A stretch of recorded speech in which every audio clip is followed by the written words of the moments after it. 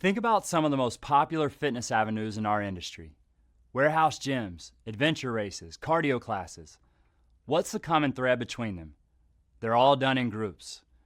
There's no denying that a large section of fitness is now done in a community-based fashion. In this presentation, we're going to put it all together and provide a system that, when run well, can hit the sweet spot for clients while proving to be a time saver and money maker for coaches and facilities. Before we get into how to build out a group training system, let's do a quick benefit analysis. For clients, group training can provide a community that enhances the experience for the individual. That community can serve as a source of motivation. It's harder to feel sorry for yourself when you look to the left and right and there are people rolling up their sleeves getting to work. The community also provides social proof. Think of it like this. You wouldn't go skydiving by yourself for the very first time. If you did, you're likely to freeze up and never muster the courage to jump out of the plane. Jumping with other people gives you confidence that you can do it too. Social proof works in a similar way with fitness. Movement-based systems involve chucking med balls, swinging kettlebells, jumping on boxes. To a mom that hasn't been to a gym in years, this can be as intimidating as skydiving. Seeing others that they can identify with helps generate confidence for themselves. For coaches, group training is all about efficiency. A coach that books 8 hours of personal training can coach 8 people per day. Group training allows us to impact that many people or more in 1 hour. It also gives us earning power. With personal training, revenue is capped by the amount we can charge per session, or the number of hours a coach can work in a day, both of which are eventually going to have a ceiling. With group training, revenue only caps when creativity for spacing, programming, and logistics ends. Lastly, group training is more sustainable because as coaches, we share the energy with our group as opposed to being the sole source of energy each and every session. The coach still has to be the captain of the ship, but there is a group of people on board working as well. The "we're in this together" feeling is contagious. Let's assume you're sold on the benefits of group training. Next is the vital part, building a system. If you're too busy to build a good system, then you'll always be too busy. We're going to talk about how to build out a schedule, as well as how to incorporate evaluations, nutrition, and the training components. Let's start with the business of fitness. For some coaches, this can be a forgotten aspect. We are sometimes so blinded by our passion for movement and changing clients' lives that we forget to run the business efficiently. It starts with a schedule. Building a schedule should be a balance of providing options for the client while allowing the coach to sustain that schedule, looking at the yearly and daily calendar to find a balance that allows you to bring your best every session. Before we jump into specifics, note that we are going to lay out our particular group training system that we use at EXOS. While we have crafted this model over the last 10 years and feel strongly about it, it may not fit your environment to a T. That's okay. Don't major in the minutia when it comes to our specific dates and times. Use it as an example to help you think through your current or potential model. First, develop a yearly calendar. At EXOS, we break the year into 4 quarters, with each 12 weeks in length. We chose 12 weeks for 2 reasons. One is because we want a length of time where we can really affect change in someone's life. 1 week or even a 1-month membership just doesn't cut it. We require a full commit to the 12-week program. This filters some clients at the door, serious inquiries only. The other reason we chose 12 weeks is it allows us a 1-week break between each quarter where we don't run training. This week off has played a major role in sustainability for our coaches, and it allows them to spend time on the business instead of in the business. One question that we always get, what if a prospective client wants to join 1 month in? Do you really tell them to wait 2 months for the next course? Of course not. We allow people to join the program even if it isn't at the exact start of a new quarter. We do place one cutoff though. Once we get to the last 4 weeks of a 12-week quarter, we don't allow new memberships at that time. We put them on our waiting list to start at the next quarter. Looking at the weekly schedule, we will train 4 days during the week, Monday, Tuesday, Thursday, and Friday, as well as 1 day on the weekend, Saturday morning. We use a 4-day training split with a break for regeneration or yoga on Wednesdays. Saturdays are our grab basket day. This session is different each week, and it contains plenty of fun, play, and sweat. Lastly, let's look at the day-to-day. We run 1-hour sessions, usually early in the morning or late in the afternoon and evening. We do not schedule sessions back-to-back on the hour. Instead, we choose every 75 minutes. This 15 minutes between sessions allows for 2 things. One is for the coach. It allows them to get a brief recharge, almost like interval coaching. The other reason we don't schedule back-to-back is to allow for relationship building. Think of a preacher after church. They are always standing at the back door greeting their congregation. Between pre- and post-sessions is the time to build relationships with our clients. In addition to the 3-month commit, we offer 6-month and 1-year commitment options that are incentivized with price reductions. Time-based memberships allow our members to have similar start and end dates, which requires less tracking than session-based packages. We offer 2 options for training sessions per week. Either you can come 2 times per week, which is what we deem the minimum standard of attendance to see sustained results, or you can sign up for unlimited sessions. Check for learning. Write down the current sales schedule you employ and the number of training options you sell. Compare and contrast to what was presented here, and identify any areas you may look to upgrade within this process. Next, let's talk about the product, or what's in it for the client. The first system to think through is how are we going to test and track results? From a coach's perspective, testing allows us to evaluate whether our programs are working or not. For the client, it gives them objective feedback. This data is a way to individualize group training and set ourselves apart from the general boot camp or group fitness class around the block. This section is dedicated towards looking at the 4 categories of results: anthropometric, movement quality, strength, and cardio. Anthropometric data is giving people feedback on how their body is changing. The most basic way to do this is through scale weight. While scale weight sometimes gets a negative rap, it can be a consistent measure for many clients who are with us to lose weight. We make sure to measure at a consistent time of day, and we always measure with shoes off. The next level, we track waist circumference with a measuring tape. The placement for this measure is around the belly button. Pictures. They make the process more than about numbers. Sometimes a client may not lose weight, or they may not see a change in waist circumference. All it takes is showing them a before and after picture to sell them on the change that numbers didn't quantify. Often we see improved posture, they look taller, and the one thing that we often see is people look happier. A picture is worth 1,000 words. The most comprehensive data is found by implementing body composition testing. There are a myriad of tests to use. At EXOS, we have used body composition calipers as well as handheld ultrasound testing. Whichever method you choose, aim to have a consistent administrator, as many of the tests have an element of human error in them. At the end of the day, not one of these is a true gold standard by itself. At EXOS, we use all 4 of these to help paint a picture for the client. We have our nutritionists come at the start and end of each quarter, and they meet individually with each client before or even during a session to administer this testing. The next set of data to consider is movement quality, which is basically how can you get introduced to someone's body and how it moves. The first route is to have a questionnaire that asks about past and current injuries that limit them. The crucial step, read the questionnaire. Don't have a client fill it out only to have an administrator put it in the filing cabinet right after. The next level would be to do a drive-through movement screen. You know when your doctor does a quick screen on you as they walk into the office? They shine a light in your eye, probably listen to your breathing.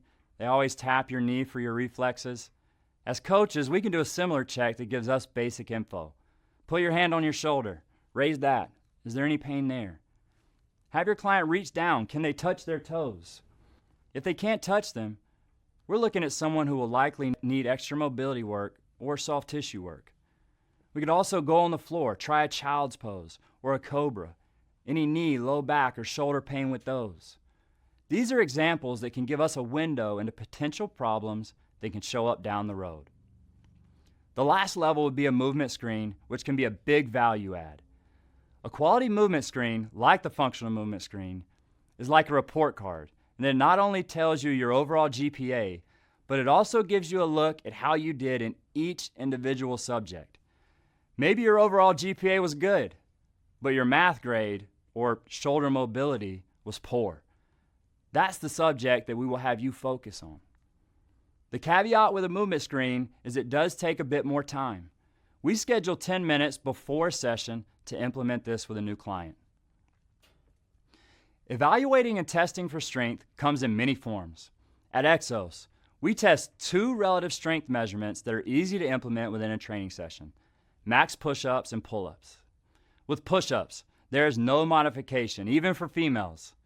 Either you can do a full push-up or you can't. We do use assistance with pull-ups with a resistance band looped over the top of a power rack, which we'll then put under the client's knee. For longer tenured clients, we will start to test strength with an external load. Now there's a fine line here.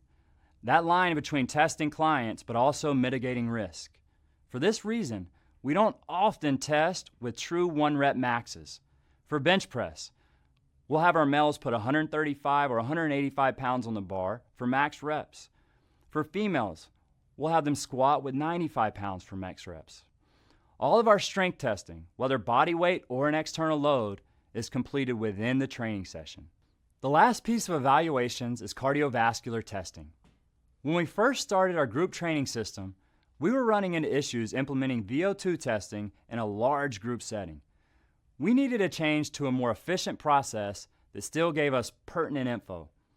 We were in search of a test that used a piece of equipment that most people have used before, that needed minimal coach supervision, and for physiology purposes, a test that lasts around 6 minutes or more. Enter the 1 mile. It hits all of those marks. We have our clients line up on the treadmills at the end of the session as their ESD for the day, run a mile, and report their time. To give more specific data than just their 1 mile time, we will have them wear heart rate monitors, and then they'll report their max heart rate, as well as their heart rate after a 2-minute recovery walk. This data can also be used to develop heart rate zones for future training sessions. This is another way to not only track and test, but to individualize within a group training setting. When determining which evaluations to use with your group, find a balance of what will be best for them with what is realistic with the resources you have at hand. A basic model would be to track scale weight, push-ups, and a 1 mile run, while an upgraded model could be as in-depth as having body composition testing, a movement screen, multiple strength tests, and a cardiovascular test with heart rate and workload data. Check for learning. Recall and write down the 4 areas for evaluations. What methods do you currently use for evaluations within those 4 categories? Note any areas which you think you can upgrade or modify. Next up is a nutrition system. First, we will seek to gain an understanding of some boundaries within scope of practice. Then it's evaluating how can we integrate nutrition strategies as well as post-workout nutrition. Let's cover a few basics when it comes to scope of practice, or what can we as coaches do and not do when it comes to nutrition. First, make it a goal to develop a relationship with a registered dietitian that can serve as an expert for your clients. This relationship can serve to upgrade the entire group training program and the results for clients. Next, is it okay for a coach to talk about nutrition? The answer is yes, as long as it is general nutrition advice for healthy clients. Examples would be recommendations for breakfast, which fats are healthier than others, or how to properly fuel before or after a workout. What's not within our scope of practice is giving specific supplement prescriptions or nutrition therapies for people with medical conditions. If you find yourself prescribing a specific diet or supplement protocol, you may be outside your scope of practice. Stick to lifestyle and habit-based advice that supports general health and performance. Also, check state guidelines for rules for scope of practice and certain language that can and cannot be used. Each state has their own guidelines. So where do you start with implementing a nutrition system? We start by giving all our new clients a guidebook that revolves around our base nutrition philosophy, which is presented in this certification. This is our day one education with our clients. We also have go-to handouts like a grocery shopping guide, suggested cookbooks, and how to navigate restaurants and fast food. None of these win the day by themselves, but collectively, they can move the needle. From there, we dig deeper in a bi-weekly newsletter that is sent out by our RD. We also have a nutrition hub for more in-depth topics. The last line of nutrition implementation comes from the day-to-day coach and client interaction. Nutrition tips are our most frequent tips of the day, which we will talk about later on in the presentation. Post-workout nutrition is an opportunity to separate ourselves from the pack. It's also a chance for us to control 1 meal per day for our members. We give everyone a protein shaker bottle with a membership. From there, they receive 1 protein packet at the end of each session. If your margins are too thin to go this route, consider charging for the shakes to drive revenue. Many people are willing to pay for convenience and the chance to enhance the results of their training. Check for learning. List guidelines for post-workout nutrition to ensure your clients don't waste their workout. Write down 3 daily tips for nutrition that you could use this coming week with clients. The last piece of implementing a group training system is the training itself. Let's break down an example program for 12 weeks of training. This is an example of how we slice a particular session. Don't get too caught up in the exact minutes for this 1-hour example. If you run 30 or 45-minute sessions, shift each time frame accordingly. Pillar prep and movement prep are about 25% of the session. Strength and ESD are the meat and potatoes, or about 65% of the session. One thing to note is that we cut off the strength portion with 20 minutes left in the hour. This way, everyone starts and finishes ESD together. We finish up with 5 minutes of feel-good regeneration time so that clients leave our doors feeling invigorated. Every quarter or 12 weeks is broken down into 3 training phases, each lasting 4 weeks. The 4-week program seems to be the sweet spot. It's long enough for people to practice and get good at it. But by the time they adapt mentally and physically, we shift the program. Here's an example of how we commonly split up the 3 phases. Month 1 is a push-pull split with a hypertrophy focus. More reps, less sets.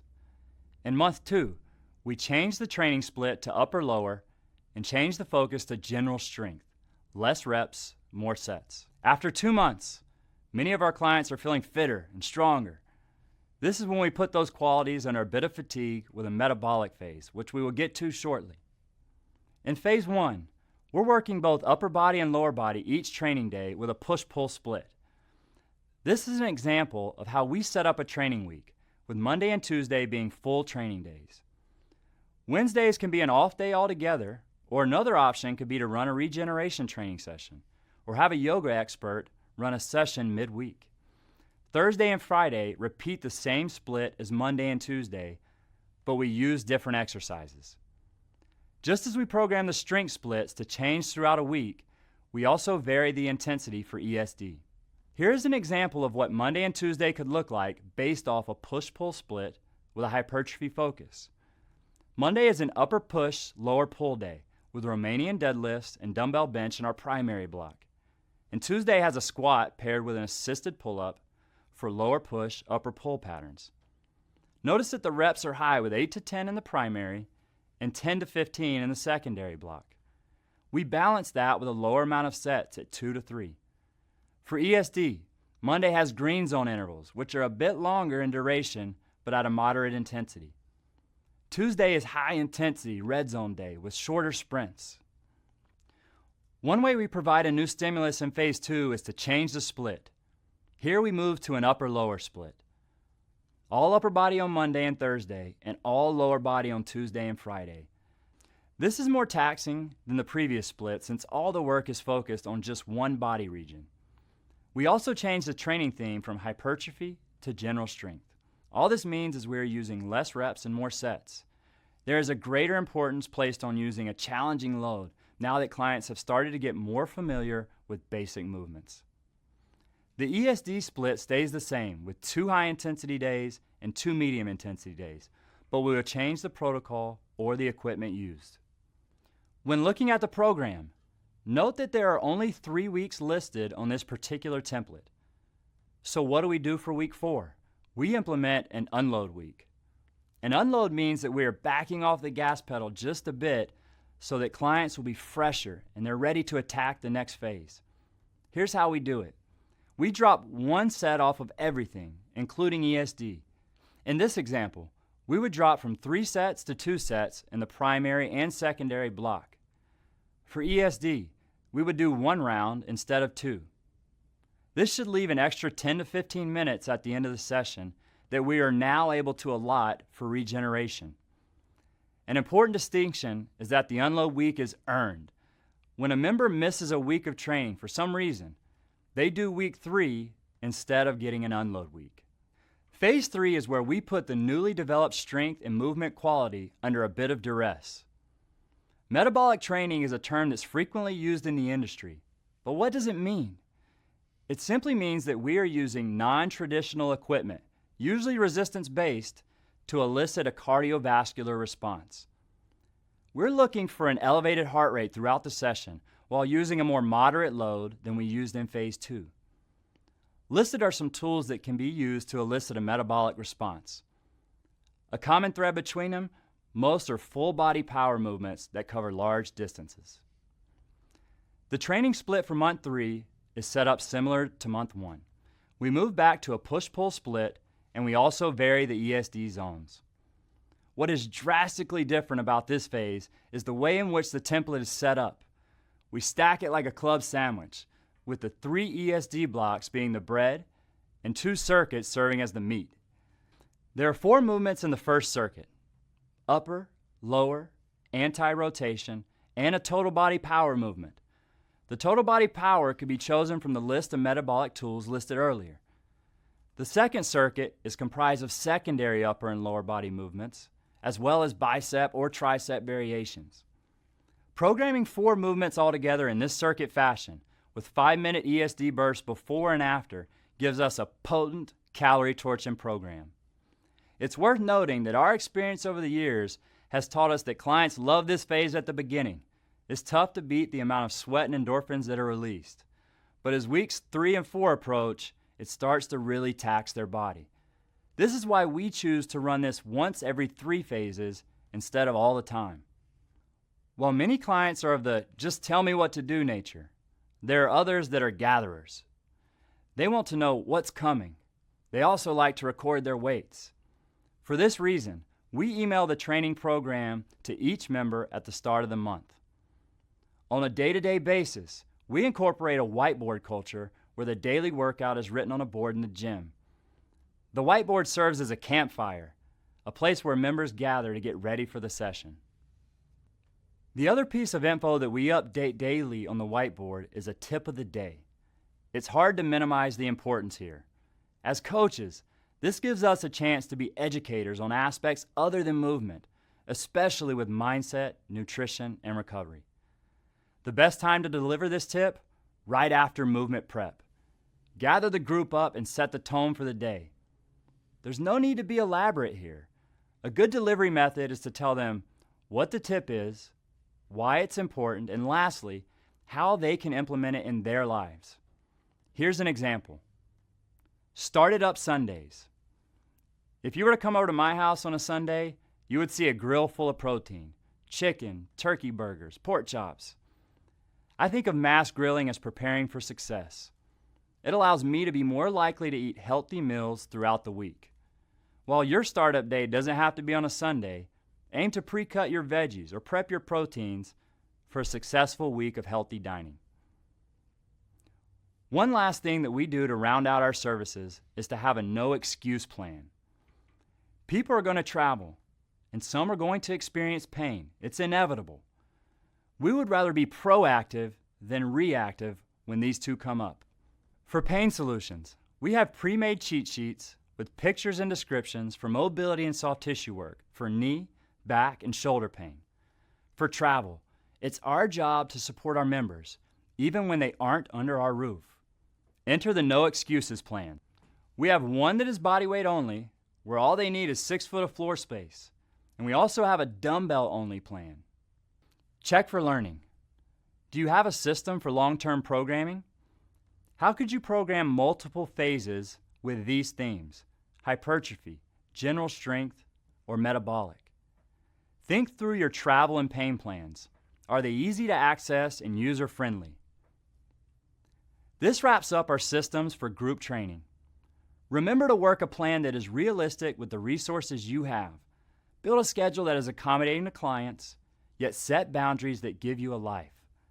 Incorporate evaluations that can tell a story for the client. Incorporate nutrition in some facet. And lastly, implement a systematic training plan that allows clients to maximize their results while you minimize your time with a notepad and pen.